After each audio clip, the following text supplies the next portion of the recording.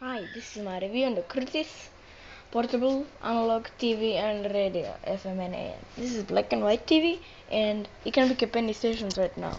So let's watch TV. If you can pick up anything, antenna. See?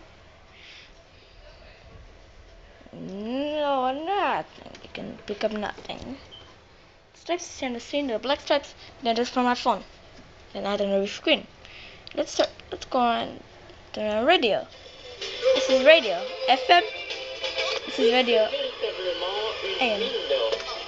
Okay, I hope you enjoy my review on the TV, and just to tell you that this TV is not completely useless yet, because even though analog TV is off, there still are a couple of stations left. So when they go out, I'm gonna buy digital converter box, and I am going to buy an NTSC PAL or NTSC cable converter, because this is NTSC only, so I can watch TV in Europe, and